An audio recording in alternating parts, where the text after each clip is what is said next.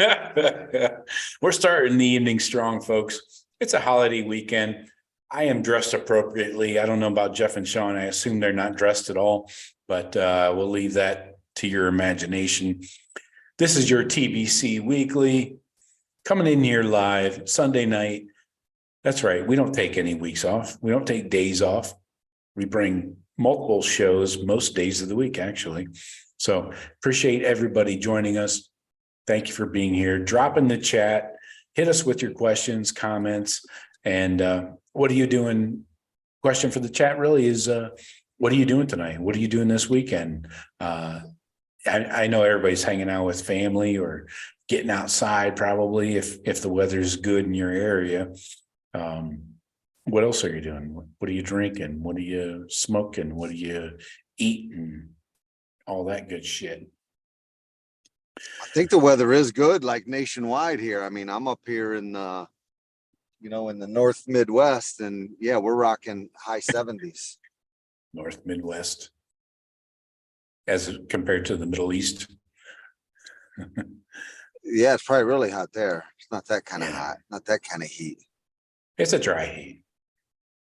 That's why everybody's so crazy. So we're back. Pull up a stool, pour a drink. Let's talk some Buckeye football tonight. If you want to support the show, it would be greatly appreciated. You can join the TBC Friends community on YouTube. It's easy. Just click that join button. I think it's, if I'm pointing down at that button. I think it's down there somewhere. Click that join button. That's how you help us out.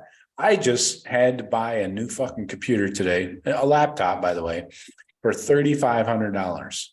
Let's go. And that's the cheap one. That's the cheap one. I went cheap.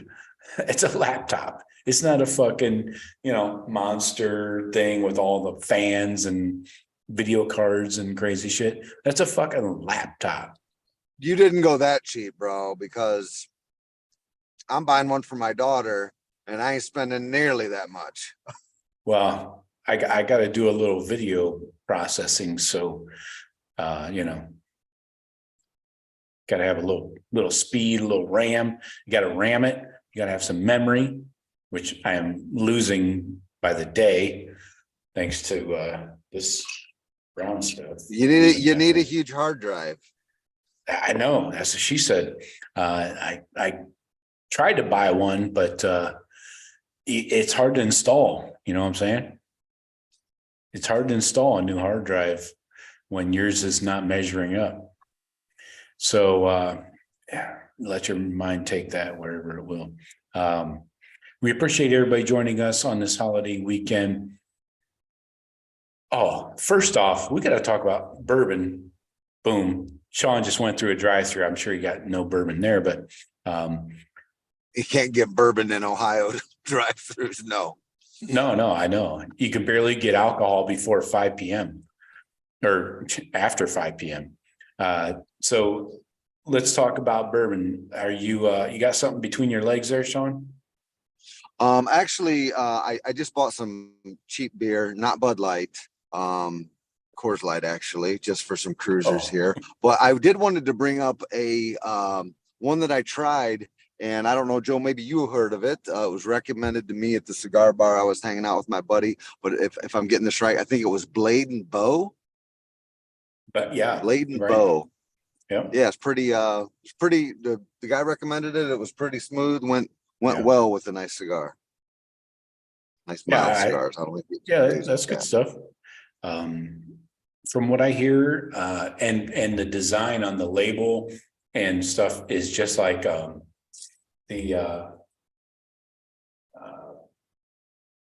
what was that?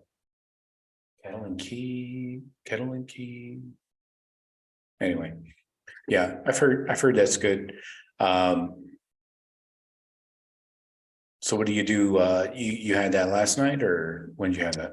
No, I had that actually last weekend with a buddy where I missed his wedding. It was a destination wedding. So when he got back, we went out and had some cigars and bought him some nice bourbon. But they were out. I think I asked for a Taylor because it's on the menu. And he's like, oh, we're out of that. And he goes, might I recommend this Blade and Bow? I'm like, you may. let's can pour it deep, bro. Let's go. Yeah. Yeah, I wouldn't compare the two as far as taste, but yeah. I hate that when you go to a place and they have a bourbon menu or you see all these names that you love, you know, like Taylor, Eagle, Pappy, or whatever it might be, you know, Stag or something. You're like, fuck yeah. Then you start naming off three to the server and they're like, oh, we're out of that, we're out of that, we're out of that. That happened to me once in Atlanta a few years ago. I was like, it was supposed to be a really good bourbon bar. I'm like, so do you have this? Let me go check. Nope. Do you have this? Let me go check. Nope. So like ended up being like half the list was bullshit. I'm like, you guys need to print up a new fucking list or something. Somebody's got to print some shit out here. Otherwise, I'm not coming here ever again. But no, yeah, you would love this place because you would love it, Joe, just for the simple fact they have a crazy, amazing list.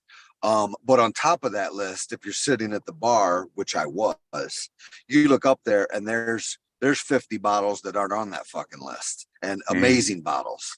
And, you know, I was like, well, hey, I see, last time I was in there, I saw a couple different Pappies. I'm like, well, hey, that I see that up there. I don't see that on this. Like, yeah, there's a bunch of stuff that ain't on that list. You got to know what the hell you're looking for. This is an amateur hour, you know. That's right. Yeah.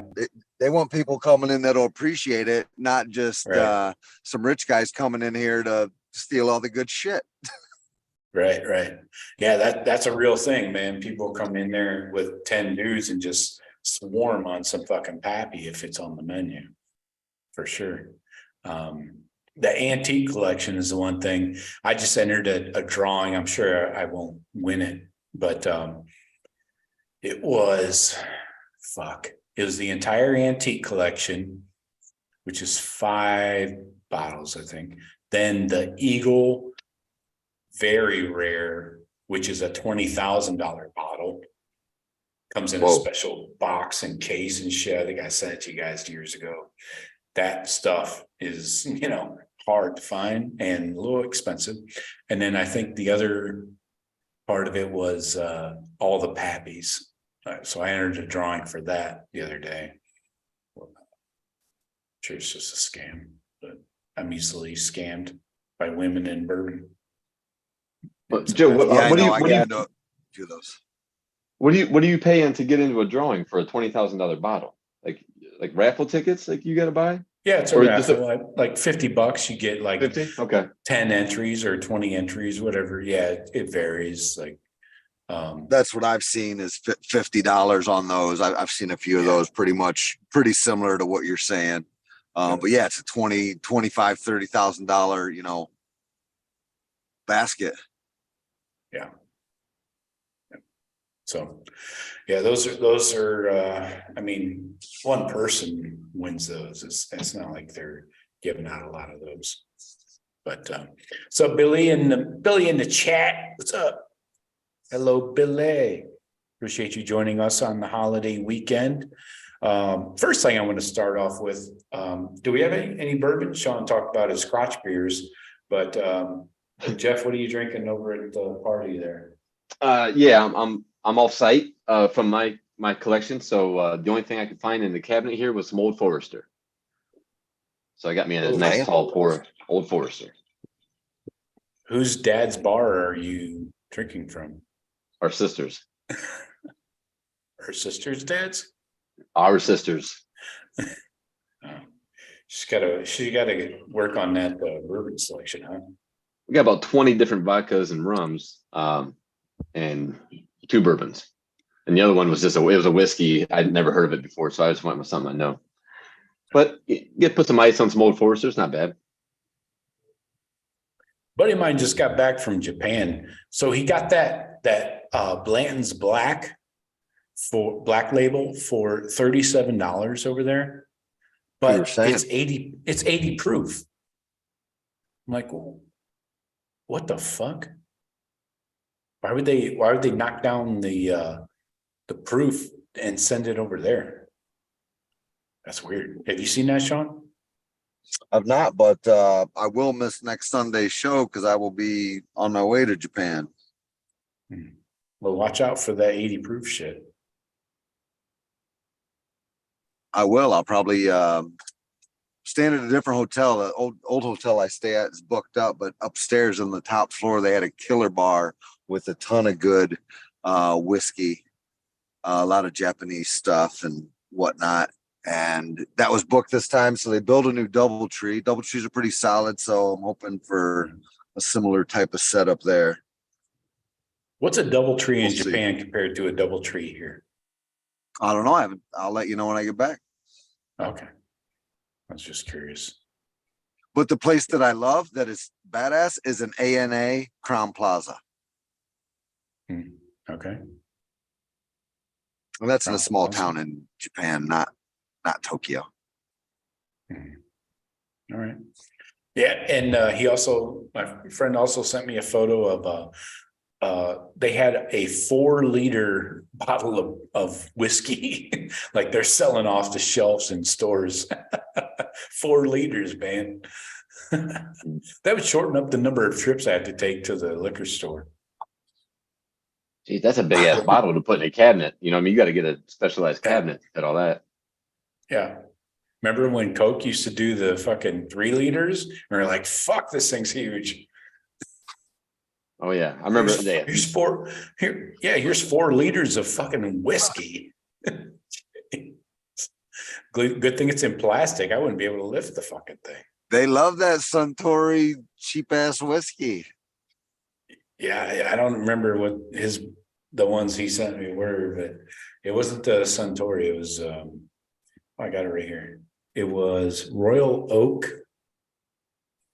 something called Royal Oak whiskey, and then there's another one. It's fucking bottles monstrous. But anyway, all right. So first thing, before we get into the offense too deep, we got to update that because back around the spring game, we had our 2 deeps kind of laid out, and I think spring practice and the spring game probably changed those a little bit, at least on a few positions. But first of all, I got to talk about this.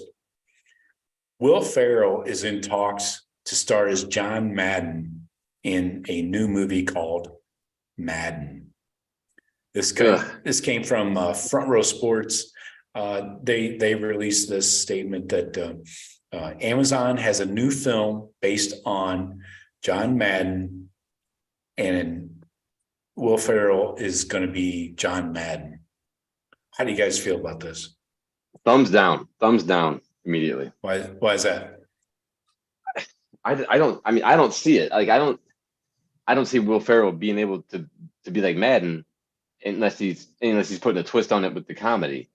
I love Will Ferrell. I love the roles that he plays. He's perfect for him. I don't think he's gonna be good for this role. Could be wrong. I mean, I'll probably check it out, but I don't know. It doesn't sound appealing to me. I don't know. I think I'm a wait and see guy. Will Ferrell obviously is played out. You said roles, Jeff. I think he only has 1 role. He's like the same dude and everything. But yeah, kind of what I meant. You know, I mean, he's perfect in that. You know, that setup. And some of it's really good, and some of it's my favorite shit. But I don't know. I'm thinking maybe he could pull it off. I feel like the look. I think he's going to be able to do. The voice, I think he'll be able to do. It's can you get away from looking at Will Ferrell and actually think it's John Madden? I mean, that isn't going to be easy, but Right. Let's he's see. probably gonna have a pillow under his shirt, maybe some extra makeup, take it on there and get his face a little droopy and long, but and the cheeks and stuff. But and depending on how they're going to shoot it, like are they going to span over 2, 3, 4 decades from him coaching to him in the booth? I thought so. Because I think that's hard. That's going to be even harder to do. I think to make him an old John Madden and a young John Madden. I don't think they resemble each other at all. Will Ferrell is good size height wise, but he's going to have to put on some artificial pounds to look like a big guy. Sure. Yeah, I'll wait and see. Like I said, I'll probably check It's it not out. like but I'm not Will gonna run- Ferrell's I'm ever not- been like this ripped dude. Will Ferrell's always been a pudgy fuck. I think it'll be easy. But he's for him. taller. He's a little taller. Yeah. So it's coming out on Amazon. Yeah, it's an Amazon movie. Well, yeah, I won't pay for it, but I'll watch it at some point. Yeah. Well, Yeah, we're all I mean- paying for Amazon. So I'm in.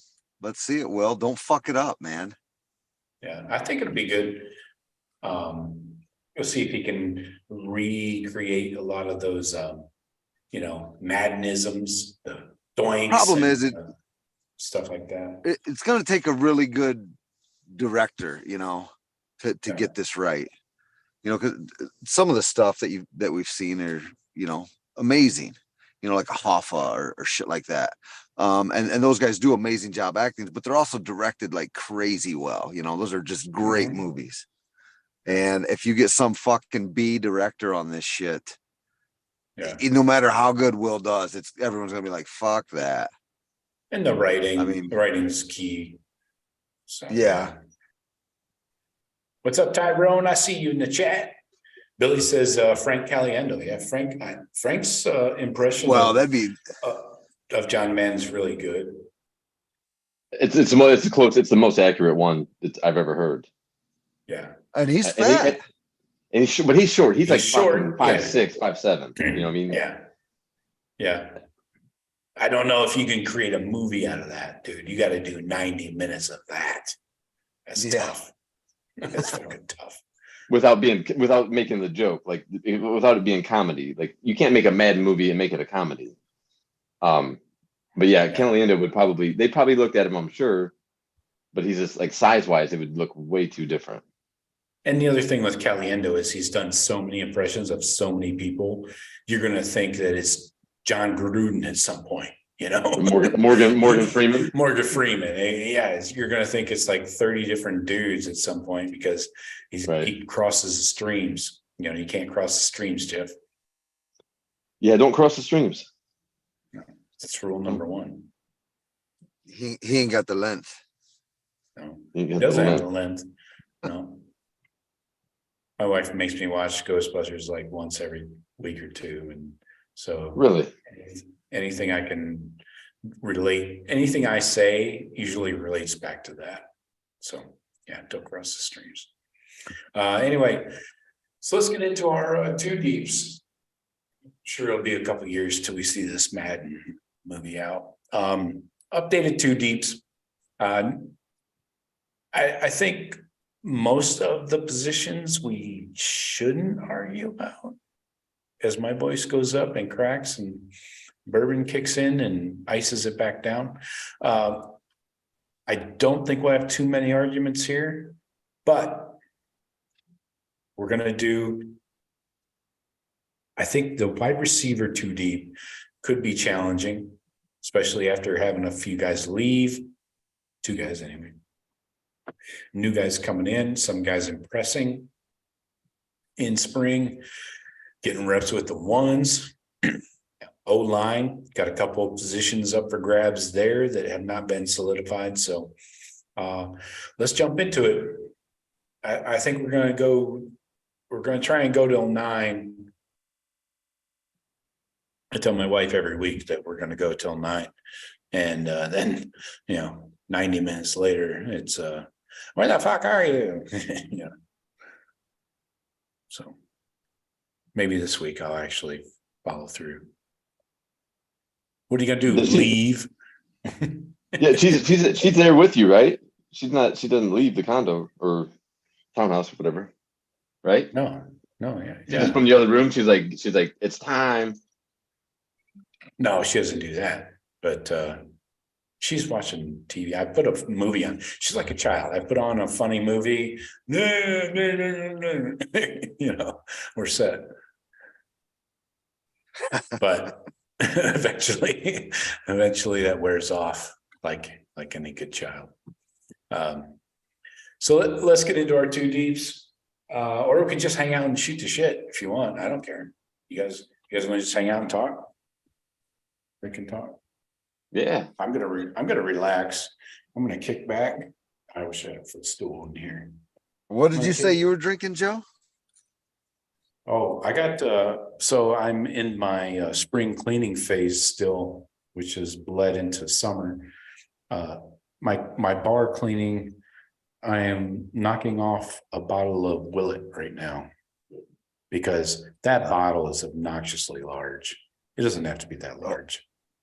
The bottom, that gooseneck, the big round bottom, and then Yeah, it's so huge. It takes up like the space of 3 or 4 bottles. Yeah. So I'm knocking that out, and I'm not a big fan of it anyways. That cinnamon is just way too much. I mean, it's like Fireball, virtually. A little smoother than Fireball, but so I'm getting rid of that. I knocked off Jefferson's Reserve earlier. Last week, I knocked off a couple of Johnny Walker's, the 18 and the gold. What else? Oh, I'm down to 1 full bottle of Buffalo, so that's sad. Weller has been difficult, but I got a small one in reserve. Eagle Rare, I got a couple down below. So I'm kind of weeding out all the crappy stuff that I don't want, The filler that you've purchased just to fill the space. Yeah, or people bought me as gifts, and I'm like, thanks. Stuff like that. Yeah, or sometimes you just want to try something. You're like, oh, how's this? And you're like, Yeah. I did drain pour a bacon flavored bourbon that I bought years and years ago. It was just like it's such a fucking the bacon flavored shit is always so sub. I've had bacon vodka for I'm like, for Bloody Marys, it's gonna be the best shit. Yeah, and it sucks. It sucks. Yeah, I made my own. I made my own brown butter bourbon and bacon bourbon. I'll take that any day of the week. If I want it, I'll make it myself. Henry, by the way, I wanted to tell you, you're a big non-dairy guy, right? Well, to sort of. Anyway. Okay, so let me lay it out. So I started doing we're just talking tonight, folks. We might not even get into the too deep. So just play along. I'll keep an eye on the chat for you guys. What's up, Temper? Appreciate you. Gentlemen of culture. We meet again. I like that, Temper. That's nice. We are cultured. I got a shirt on and everything. It's really great. But anyway, so I started making my own dairy-free ranch dressing. So it's based on like an almond milk and olive oil. Then I got like a ranch mix packet that I buy. You can buy it at stores. It's organic shit. Half a packet of that with a cup of almond milk, half cup of olive oil, and you do the immersion blender, blend the fuck out of it. Boom, you got yourself dairy-free ranch that is just exquisite. What else? Oh, I make my own sour mix, like for whiskey sours or vodka sours. Real simple. Lemon juice, lime juice, some honey, and some water. That's a nice twist. A little honey in there. What do you you sweeten it? What do you, but no sugar? You're not adding like straight cane sugar, nothing like that? I got you. Honey's sweet enough, yeah. And I like mine less sweet, and you just mix it all into a pan, just stir it over medium heat for about 10-15 minutes. Boom. I used to, and I add a half cup of bourbon too. Forgot that. Just for flavor. Well, hey, gentlemen, I hate to do this, but I got to run. All right. I got shit going on here, and I wish I was at the home base. I would be able to operate a little easier. So, cheers. Happy holidays. Happy Memorial Day. Give everyone our love. Everybody get in the chat. Talk to us about your bourbon. What are you drinking tonight? What's your plan for tonight and tomorrow for the holiday? All right, bro. Love you. Take it easy. Shawn, we'll see you, bud. Later. All right.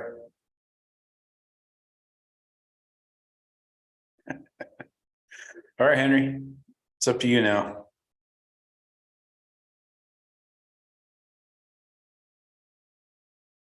Yeah, put the lime in the coconut, mix it all up.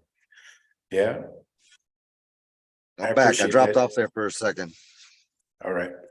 Tipper says, put the lime in the coconut and mix it all up. There you go.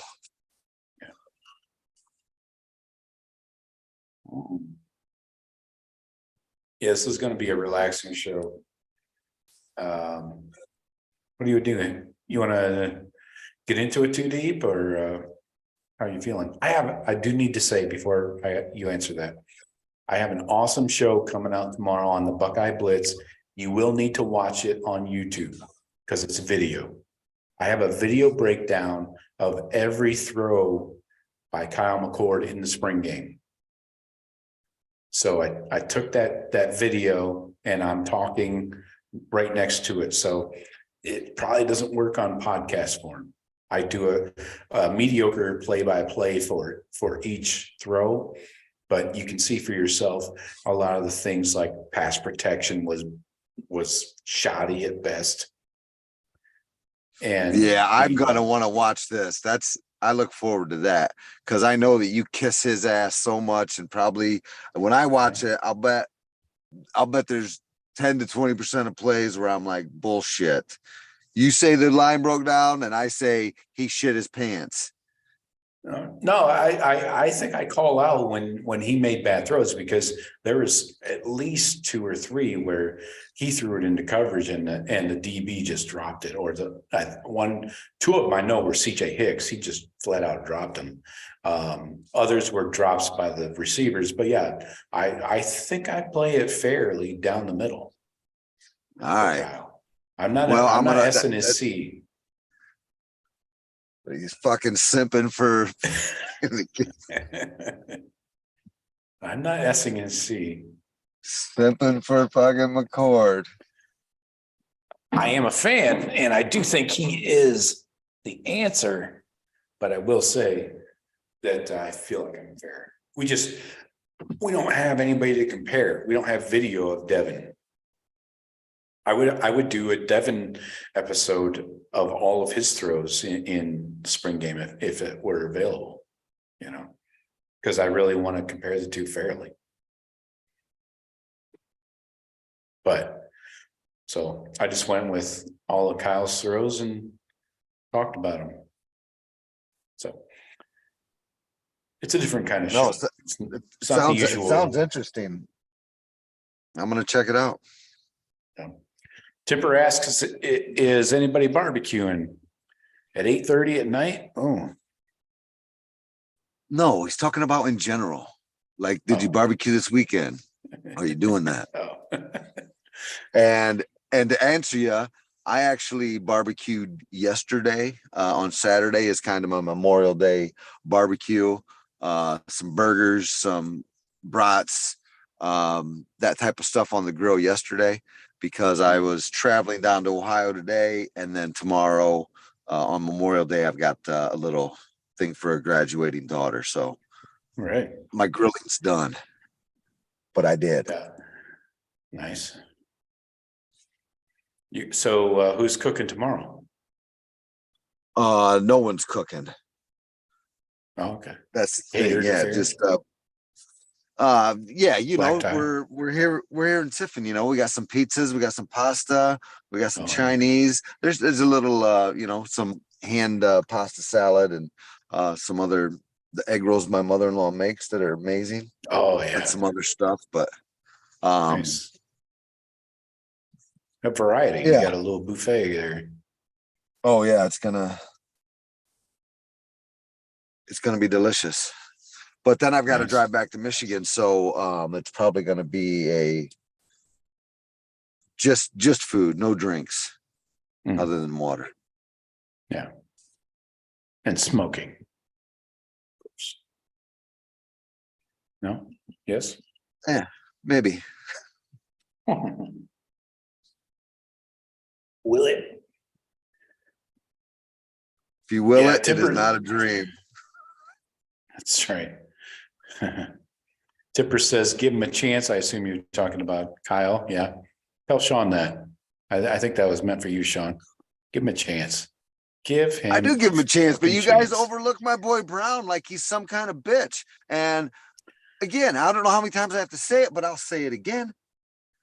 If fucking McCord was that good, he'd already have the job, and he doesn't. And he's got a year over this guy. He has got some game time experience, and I haven't heard anybody say it's his fucking job. And to me, that just screams like, why not? Why not give this kid that confidence and whatever? Or he's not taking it. It's a big question mark for me right there. I don't think that's the entire case, Shawn. I think it does not help the quarterback room and the program to name a starting quarterback right now. It just pushes somebody out the door. You know, if you name a quarterback right now, like you're never going to see Ryan Day when he has a true competition name a quarterback right now. It just doesn't make sense like they did with. Yeah, there could be some truth in that for sure. Because yeah, if you named it now, then he's gone. He won't even be your backup. No. Come fall. He'll Yep. bolt after And then spring and go to a school. Right. You're looking at a true freshman that is just now getting to campus as your backup, or a 6th-year guy that has never really done anything as your backup. That's it. That's the list. That's concerning. So yeah, I mean, we've seen it. I get it. We've You seen got it to with protect the CJ. program. Yeah. And Dwayne, we saw it with them. But again, a 3rd-year guy in the program behind Corey Dennis, Ryan Day, behind CJ Stroud for almost 3 years. He's been bred and trained. If you guys listen to my shows, the Daily Blitz, I've done nothing but tell you why Kyle is the best option. I'm not saying that Devin Brown sucks. I'm not saying the two can be completely different and unrelated. I like Devin Brown. He's mobile. He's runs him. around. Devin Brown's him. He's the next Joey B. Yeah, maybe. But he does not have some of the qualities that Kyle has right now. Maybe he will gain those with more experience. Such as what? in the program. What other than game time, what qualities does he not have? His arm's just as fucking good. He runs as good or better. No, he does not have NFL caliber accuracy and arm strength. Kyle does. Kyle had that coming out of high school. I read the scouting reports on both of them. Kyle has arm strength, velocity. He can make all the throws that an NFL quarterback can make. Devin does not yet. Devin has decision-making things he needs to tighten up, and those layered throws, those throwing between levels, like we showed these in the video I've released tomorrow about the 1-inch throws, where they throw over those nets. You got to make that throw 1 inch over the net. You see it in action over a DB's outstretched fingers. Kyle drops it in there on the sideline to Jaden Ballard for a nice 15-yard out over the 1 inch, outreach of that DB. And Kyle has maturity. He has the command of the huddle. Those things are not coachable, Yeah, but I think Devin Brown has those things too. I have not heard anybody say those words that has either been at practice or seen practice or scouted Devin Brown. Nobody has said that. The scouting report coming out of high school for Devin was decision-making, the layered throws, like I'm talking about, medium to deep and stuff, and getting throws over a linebacker, dropping it in front of a safety, things like that. And he definitely has the mobility. That's never been a question. So, but that's not the answer. That's not the only thing, and the maturity and command in the huddle. They're not the same quarterback. I don't think it's fair to try and equate them. McCord doesn't have this job yet. You're crowning him like Officially. he's fucking Fields coming back in from, and he's not that. And he had enough fuck ups in that spring game, like you said, throwing in the coverage and that's a concern. That's how you lose that's how you, like I'm saying, that's how you lose 2 to 3 games with a loaded fucking team, is a quarterback that's fucking dumping 2 or 3 interceptions. Sure. Yeah. I would never be okay with that. I don't care if Archie Griffin's grandson is the quarterback. That I'm not okay with that. So sure, that's readily apparent. But I think Kyle has the grit, the toughness. I seen him make plays. He can roll out. He can do everything you want. He was a 5-star for a reason. I'm not saying that all 5 stars pan out and are perfect, NFL top 5 draft picks. That's not the case, but I believe Kyle has all of the qualities you want in a starting quarterback for Ohio State. And this is top level stuff. This is not just, Power 5 starting quarterback that you see somebody like a Bo Nix be, or some of these clowns, like Alabama and Georgia are trying to trot out this year. Kyle McCord is a notch above a lot of people. Maybe. We just don't know. I think that's the thing. You can't, if you're going to use I haven't seen it with my eyeballs take, then you got to use that across the board for everybody. I do. Okay. But a lot of people I do. like what to I'm saying utilize... is I am, and you're, and I don't feel like you are. I'm saying, yeah, I don't know who Devin Brown is compared to McCord. But I read a lot of good things about him. I think he was a high 4-star that was probably underrated. The dude had crazy numbers. He did play in shit Utah. But I think this guy's got it all too, and a competitor. And is he the guy that said or McCord? I think they're both high quality dudes. Again, it's but maybe it is what you say, that you're protecting the program to not name a starter if McCord's it. But again, until Devin Brown's out, it's open. Yeah. And I would have thought basically with Devin Brown being out the spring game, that would have been it. It would have been like, okay, McCord's going to be our guy going into the season. He played this year already in spring, is running it, and you're not. To me, that would have been like, hey, this is our guy. And I don't feel like they're doing that. No, and even if Ryan Day is thinking that, he doesn't have any advantage by saying it. There's no upside to saying, Kyle's our guy.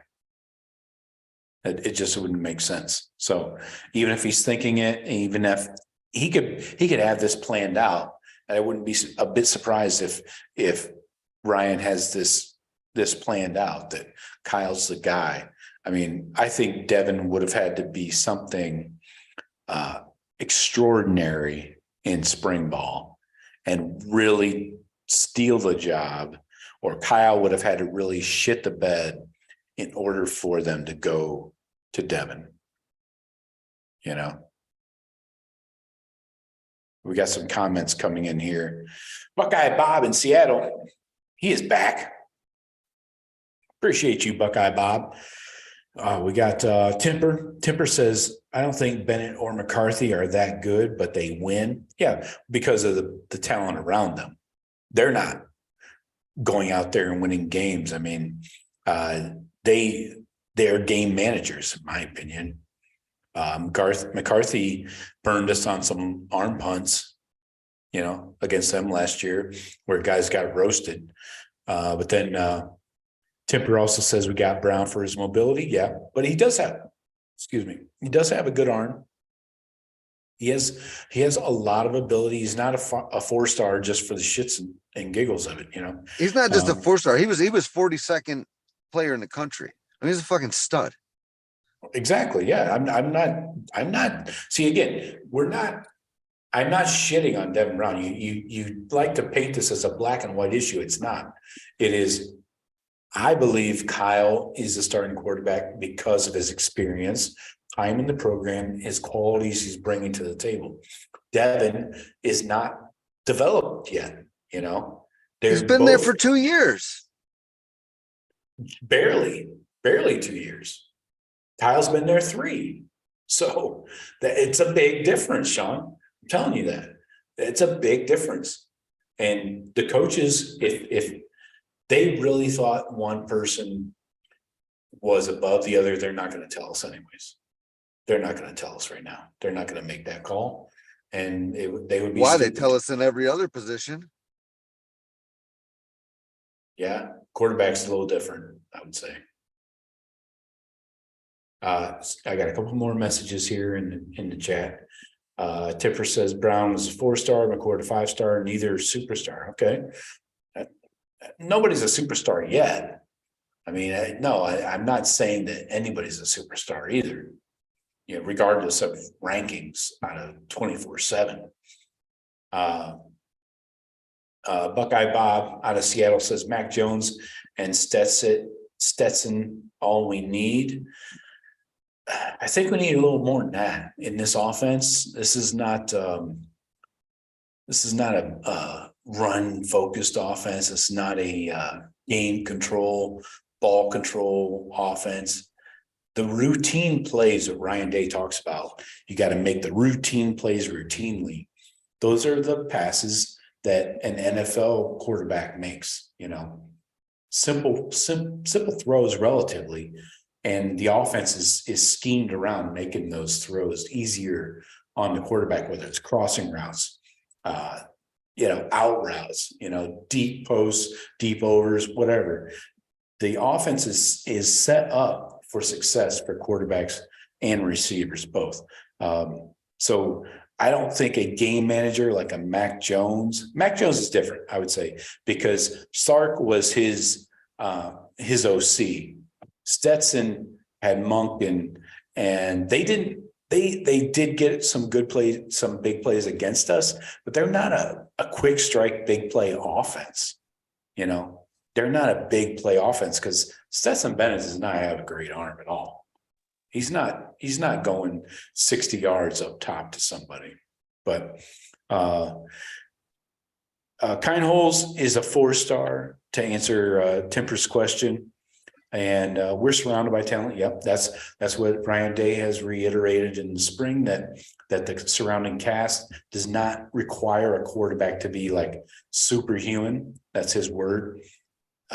He just needs to make the routine plays routinely, you know, and let everybody else make the most out of those plays. Tipper also says, last comment here, either one screws up, they'll get yanked. Yeah, I think it would have to be pretty massive to get yanked. I don't know. I think they might be right, especially if it's close going into the season. If one's clearly way ahead, then obviously it would have to be severe. But if it's going in, if it's as close as I think it is, I think it'd be a short leash. You know, I'm not saying you're going to get yanked game 1, but you know, you're into game 3 or game 4, and you know, you have a fucking couple picks in the first half against Notre Dame, and we're down, and maybe you pull the kid and put the other guy. I don't know, something, but I don't feel it'd be like a Justin Fields. Like there's no way this guy's coming out, or a Stroud. It's like, no, he's not coming out. There's no chance of that. This year, I think there's a chance of that, at least early. And if McCord shows out early, you know, I'll grant you he's the expected starter. And if he shows out early, you know, each week you go, I think that leash gets a little longer, right? Because you know, you start to build up your resume, and as long as you're doing what you're supposed to do, coach is going to keep you in there. Right. And you got to assume that he's going to build confidence with those weeks, even leading up to Notre Dame. I would be shocked if either quarterback really looked that bad in a game. To have those, deer in the headlights look, I don't see that coming out of either guy, especially Kyle. Stephen Cherry's in the chat. What's up, Steven? What's up, man? Good to hear from you. He says Brown will eventually get the keys to the Lamborghini. Not sold on McCord. Hope I'm wrong. Well, answer me this, Stephen. Exactly, Stephen Cherry. He's like yes, exactly. What has not got you sold on McCord? Because we've actually seen Kyle McCord play in a game. He started the Akron game in 2021. We saw him in the spring game just a few months ago. We have not seen Devin Brown do anything. Anytime I've seen Kyle McCord play, I'm not saying that it's bad. None of it's impressed me. I wasn't fucking seeing Kyle McCord play in any game and thinking, oh my gosh, this is the future of Ohio State. We are fucking gold. I've never thought that. Not once, not ever. I've never seen Devin Brown play. Maybe I think the same thing. But and again, that everybody else and the coaching staff isn't all over McCord. That's a 3-year guy. You'd think the 3-year guy, okay, yeah, Kyle, you've done this. Slapping his face not to give him that if he's earned it. Right. Devin Brown's going to be the guy. Stephen Cherry's right. That's just a hunch. Okay. And I hope I'm wrong too. I actually do. I want McCord to come in, have a fucking Heisman winning season, and then beat it to the NFL so Devin Brown doesn't leave. And then, you keep the pipeline full. Yeah. Yeah, I agree. Steven says the spring game was not impressive. No, but you got to keep it in perspective as a fucking spring game, man. It was not, it's a practice. It is a practice in the stadium. That's all it is. Okay, but going back to any time that you've seen Kyle McCord play, have you been so excited and thought, oh my gosh, Shawn, did you see that? Did you see that? No. Just like, okay, serviceable. Of course he's good. But we haven't seen him play a game other than the Akron game, and the offense was dumbed down. They played a controlled game. They did not need Kyle to go out there and throw for 350. I don't think it's fair to just, he was in there because why not, Joe? CJ was hurt. Okay, he was hurt. Are you telling me at that point that Kyle McCord didn't have the skills, didn't know it, whatever, to do this stuff? That was like 2 or 3 games into Kyle McCord's true freshman year. He definitely did not know the offense. That's tough. That is tough.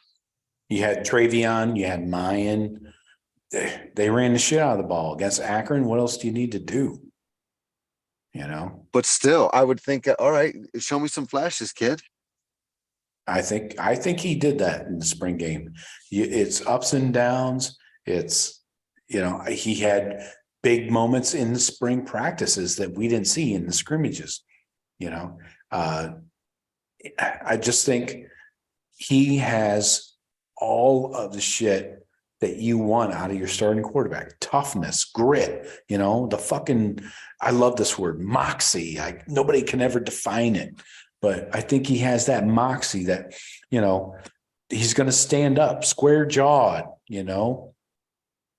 He's gonna fucking take on the challenge. He's gonna lower that. When have you other than reading about it, when have you seen this moxie? You saw this moxie in the spring game, or did you see it in the Akron game? His high school tape. I've not seen the moxie in his high school film. That's all we had to go off of. And you can't show like moxie and grit and willingness to take a hit in a spring game. You're not allowed to get hit, But I think Kyle has that toughness, and I think I'll be shocked if it goes the other way, if Kyle does not show his abilities, this year, I'll be fucking shocked. I'll be even more shocked, and I'll be willing to place a bet with any of you guys in the chat or outside the chat, Henry, with you, that Kyle McCord is your starting quarterback week 1, $100. Or if you guys want to go of higher. course. Look, me and Stephen Cherry both think that. What are you talking about? That's the. Yeah, what are you giving me? My $10 to win your 100, 10 to 1. No, it's straight up 1-to-1. Who's the starter? No. One guy or Yeah, the other. It's simple. Yeah, McCord. Okay. How would you not go with that? That's my question. The go with the bet. I mean, that's just where I'd put the money. But we'll see if it's the right thing or not. And we'll see if we're right. Because again, when are these coaches gonna let anybody know? I mean, Devin Brown was out and didn't even get a play, and they still didn't rule him out. Like, no, Devin Brown's still the fucking man. We'll see. Yeah. Right. Devin Brown was hurt. I mean, but we have not. All right. I'm not going to get into it again. I'm just repeating myself again. Stephen Yes. in chat says that it's a fair point about the spring game. What else did I say? I don't remember what else I said. I'm drinking too much.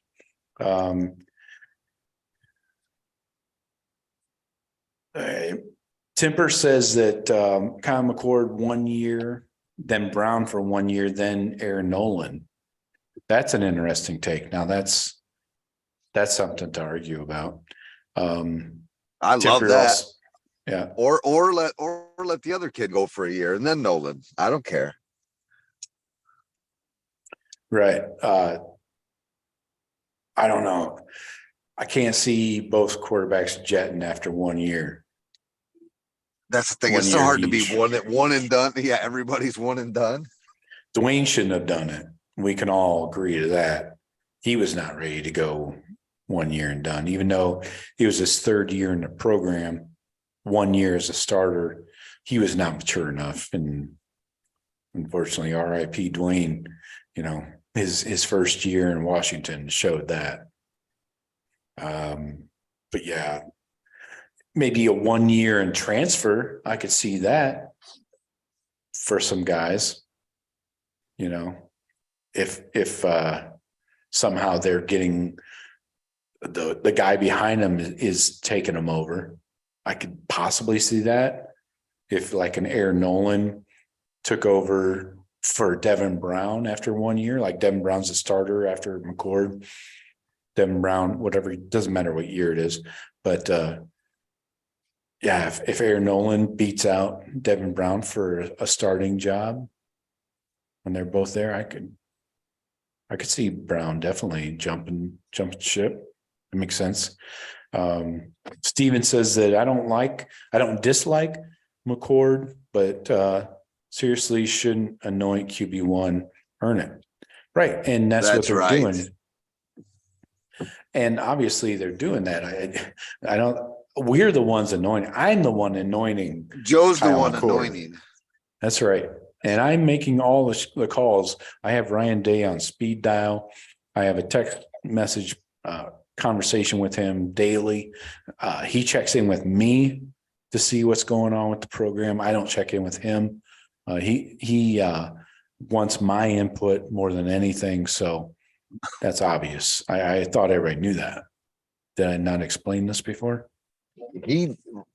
That's because Stephen Cherry and me know it's freaking Devin. Devin's gonna be the guy. Yeah. So And McCord's gonna transfer out.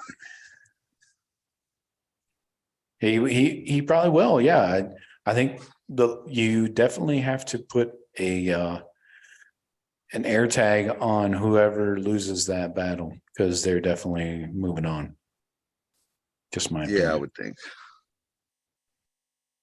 Didn't we one need of them to- say that? What didn't one of them say they would never transfer? They don't care. They just. Yeah, they I both feel like it said was that, McCord yeah. or Brown. Did they? I think so. Yeah, because That they was did that before fucked up. NIL started paying out. Yeah. That was before, like they did that weird interview after the spring game where they had both of them on the podium, and they're interviewing both of them at the same time. Like that was so stupid. I don't know why they didn't interview them separately, but you would have gotten maybe better answers or more real answers. But anyway,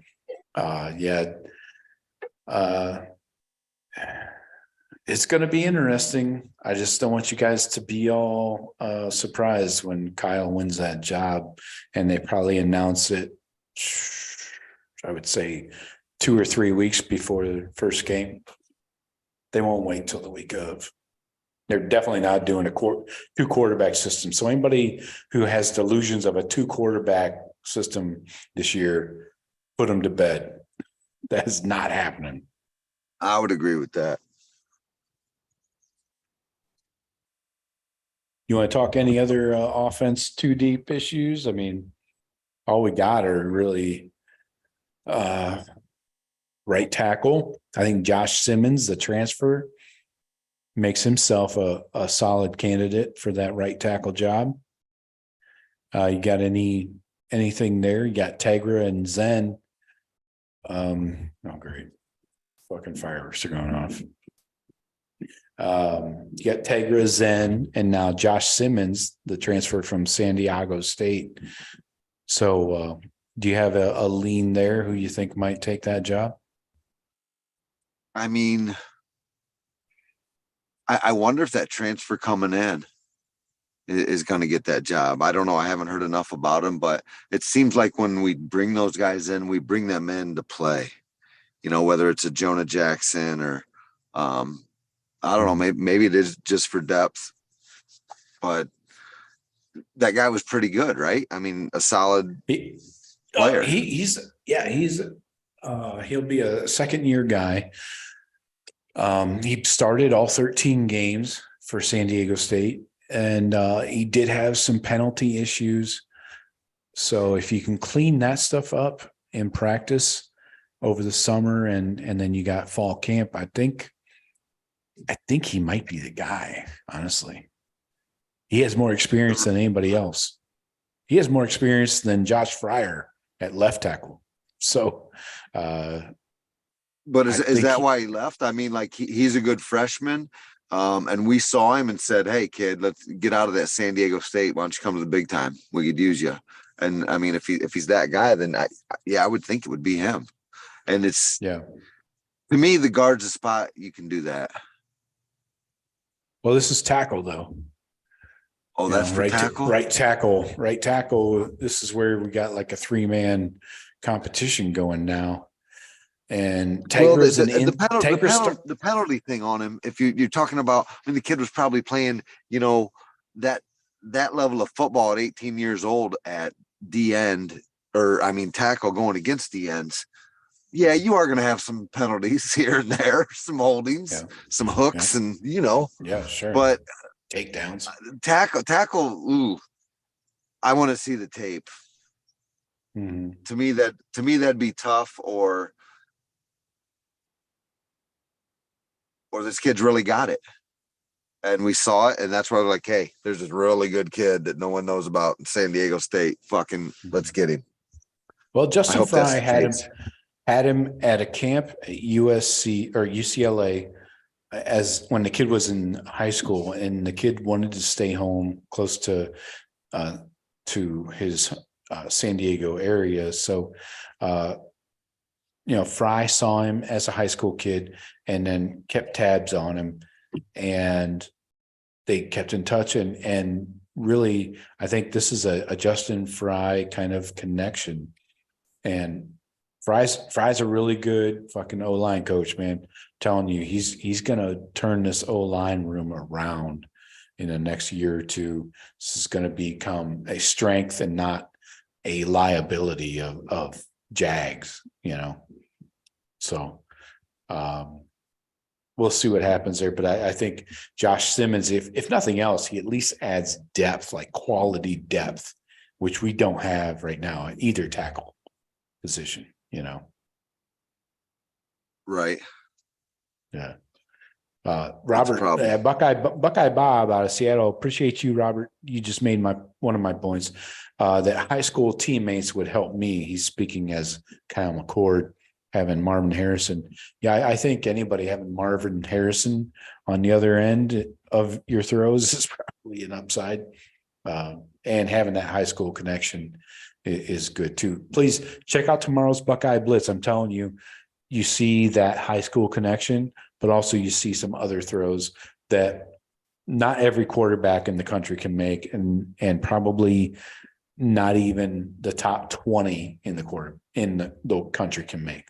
There are sideline, outside routes that he can hit easily. He doesn't have to wind up, like a Stetson Bennett and put all of his ass into it. So just please check out the Daily Blitz tomorrow morning. We did have a question from Stephen Cherry. Thoughts on the Joe Philbin hire? We talked about this the other day, a little bit, Friday. And was it Friday we talked about it?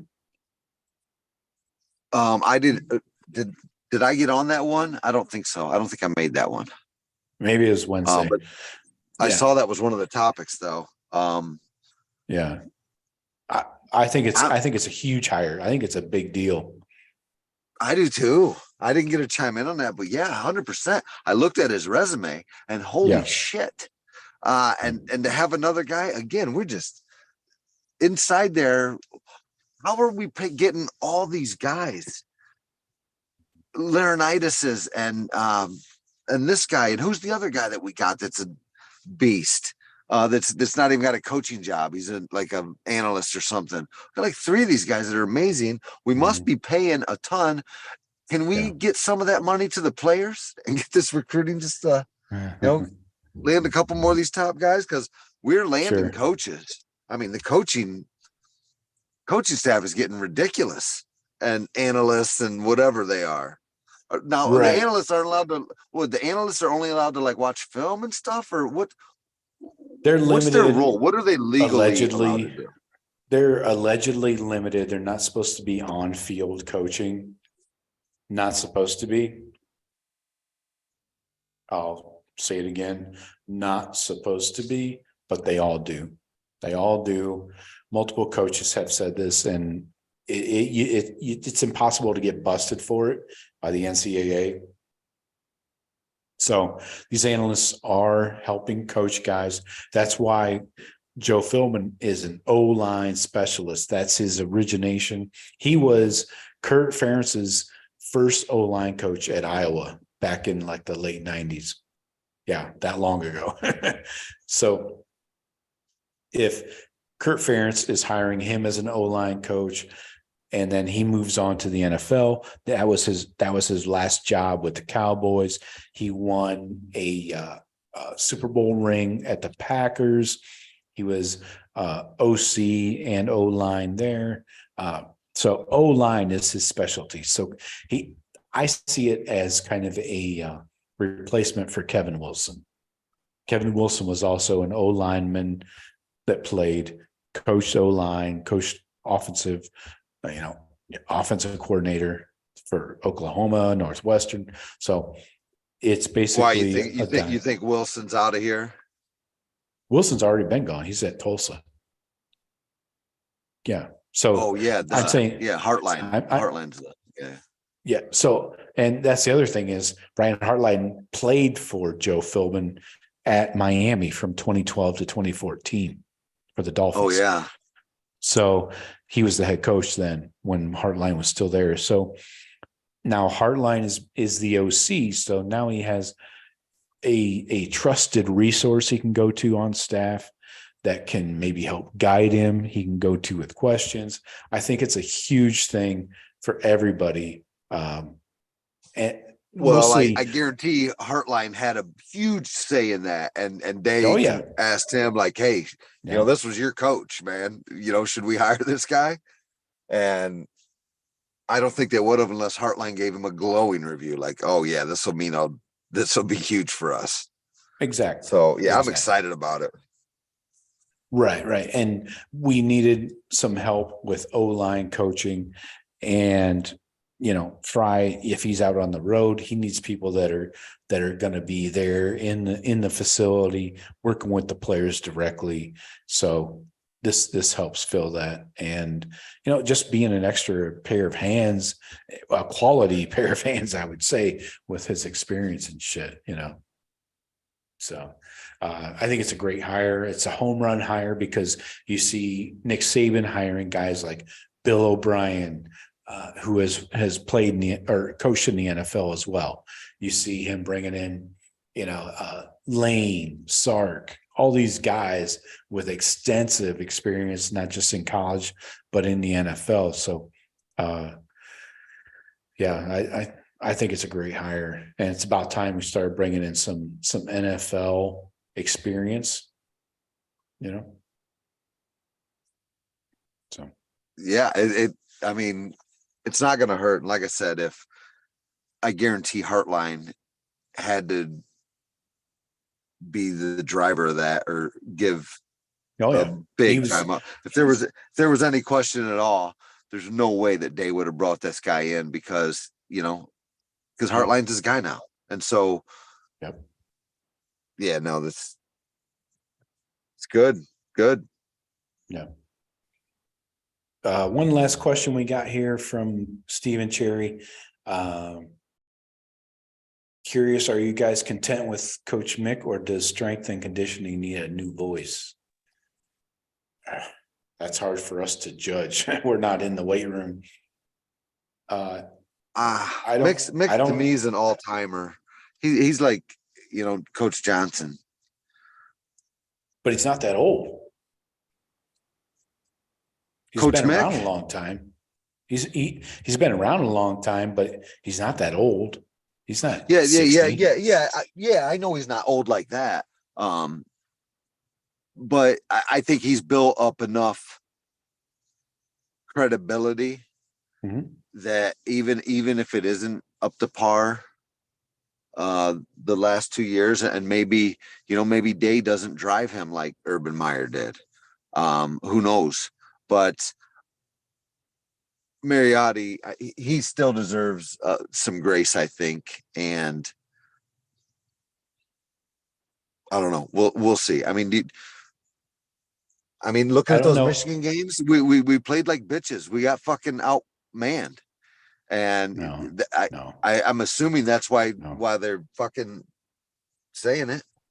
I want to know the origin of this question, because we did not get out toughed. We did not get out manhandled in the Michigan games. We gotta stop that lazy narrative that's been out here. It's just because Josh Gaddis said it 2 fucking years ago, over 2 years ago, actually 2.5, does not make it true. All right. Go look at the fucking run attempts. Okay. Steven is speaking to the injuries. Steven is speaking about injuries. So let's focus on that. I don't think Coach Mick has anything to do with that, honestly. Depends on the injury, maybe. I mean, what could he do differently to prevent injuries? That seems pretty difficult. I mean, it's not like I know we had a string of terrible. Maybe he could have had JSN's fucking hamstring program a little tighter, that he doesn't miss a fucking year over a pulled hamstring. It seems like it was too tight, right? No. No, but I would say that we dealt with running back depth issues, cornerback depth issues, but I don't know how you can say that's one person's fault or one department's fault. I don't even know if you can blame it on the turf, because a lot of teams use that same turf. So it seems, I think we're kind of just grasping at straws here for somebody to blame. when maybe it's just fucking football, I mean, we've gotten bitten by the injury bug in terrible, terrible times, sometimes more, sometimes less. It's one of those things. It's fucking football sometimes, right? I mean, I have a hard time blaming Coach Mick for the injury issues. Not because of his longevity, but because I don't know how you can say it's anybody's fault. What about the trainers? You don't blame the trainers? Because you know what? Right now, if there was a team that, we're getting a bunch of injuries and whatnot, that'd be the one thing that people would be commenting on is what's their strength and conditioning program like? I mean, it's a legitimate fucking question. Okay, that's what people ask. If there's teams with the bug of injuries, it's like, hey, are these guys, got the right strength and conditioning programs? Probably conditioning and stretching more than anything. But I mean, it's a legit question because it does often go back to there, whether the trainers, you throw them in there, and they're recognizing stuff earlier, or just the players being idiots and stubborn and, pushing shit too far. Again, I don't know how you can point to one person and say it's your fucking fault when we're not there. We're not inside the shit. Nobody talks from that strength and conditioning staff, or the training staff for that matter, So I'm never going to point the finger at them because I have zero information. I don't think it's fair.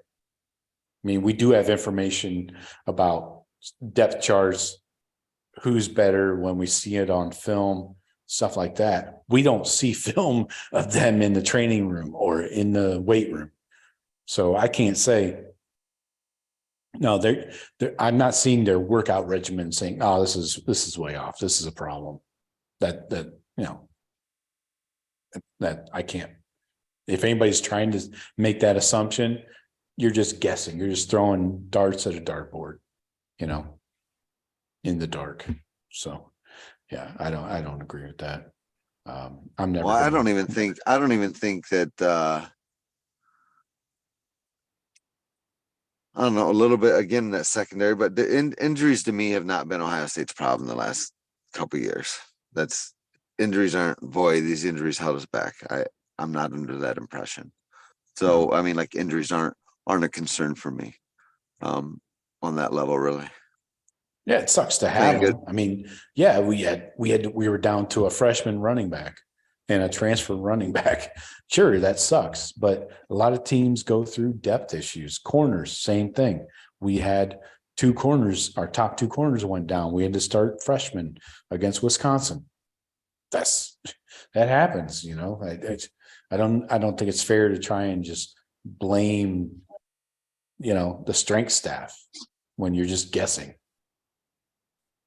So I don't think he's blaming. I think it's a legitimate question though. Anytime if people are thinking, again, I'm not under the impression that Ohio State's suffered more than average number of penalties, and especially not in big places where I think, boy, if this kid didn't go down, we would have had a much better season. I think the seasons we had were indicative of the teams that we had, period.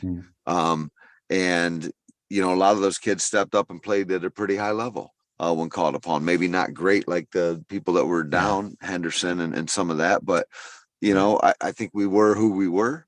And so, again, I don't think Ohio State's on a level like, once in a while you'll see a team. I think it was the Spartans a few years ago where, I mean, just everywhere gone, they're down to third and fourth. I mean, just decimated. And when that happens and a lot of dudes like that are going down, then the first thing that comes into my mind is, what the fuck are they doing with strength and conditioning? Like, why are all these dudes going down? I mean, I get it. People go down, and you're right. It's football. But when it gets to be a lot, you're like, what in the fuck? And again, you don't know the details of the injury and the whatnot. You just, when it gets to be a lot, that's the first thing that pops in your head. Sure. I get the point and the where the question comes from. I'm not gonna question strength and conditioning. Right. No, coaches because I have nothing. well, and I mean, right now, the only strength coach I know in the country, and I know there's a couple, 2 or 3 others that are, considered studs, but Mickey's the top of the top. So yeah, no, there's nowhere to go from Mickey. Mickey's the guy. He's him. Yep. All right. Well, I think that's a good point to cut it off. Stephen Cherry, I see your comments. I'm not ignoring you, but I will say we lost to Michigan 2 years in a row. Yes, we did not get out toughed or any. It's not about toughness. All right. Here's what I'm going to do for you, Stephen. You are motivating me. I'm with to Stephen. do it. All right, great for you and for Shawn. Then I am going to do a film breakdown of the Ohio State Michigan game to prove to you for the last 2 years. It might take a couple episodes. Give me some time on this because I got to go find all the video and all that shit and cut it up. So I will prove to you that Ohio State was not out toughed or toughness was not an issue. We were flat out schemed, much like Temper says in his comment. We were out schemed, and a lot of it was passing plays. Okay. And go look at how many times they ran the ball. I don't want to hear about 75-yard runs that happened in the fourth quarter. What about 43 attempts? 40 running the ball 43 times in a football game against Ohio State. Right. That's their game plan. That's going to do that against everybody. And then they beat us by fucking 3 touchdowns. Yeah, they do. They run it 43 times and beat us by 3 touchdowns. That's kicking your fucking teeth in. But you're not remembering all the big plays that were passes. So let me do a breakdown. I'll probably have to do both games separately because both are very long. So I will do it, Stephen, just for you and for Shawn, mostly for Stephen, not for Shawn. Good. So good. But I appreciate everybody joining us. He'll be cherry picking that. Stephen cherry picking these highlights too. I can already see it. He's going to show you, well, look, we stopped them on these 3 downs. Look how tough we were. And then they're not going to show you whatever. Let's see it. Yeah, that's right. Fake news. I'm going to show you one side of the news, Shawn. I know. And you're going to enjoy it. You have to. Right? Just lay back and enjoy it. All right, folks, we appreciate everybody joining us. Please, if you haven't yet, jump into the YouTube community. Hit that community tab. I'm posting stuff there every day. And if you become a member, the TBC Friends membership will get you a bunch of recruiting stuff. We just fucking we announced we have a 2027 quarterback coming to visit in June. 2027. Jeez. Yeah. I about threw up. That's an incoming freshman. That's an 8th grader. Yeah. So I posted that for the members. So members get a ton of recruiting stuff. The regular community board gets some stuff. But if you become a member, you get the free t-shirt from buckeyecast.com. You get videos. You get the recruiting live streams. So check it out. I appreciate it. It's a way to support us and the show. So appreciate you guys. Don't forget, Monday, Wednesday, Friday, the rush hour, 4:30 p.m. Eastern. Hop in there. Your questions and comments will drive the show. And you get your daily blitz coming every day. So no changes with the holiday tomorrow. I will be here in all of my glory. Henry, appreciate you. Sir. Jeff, appreciate you. Oh, not here.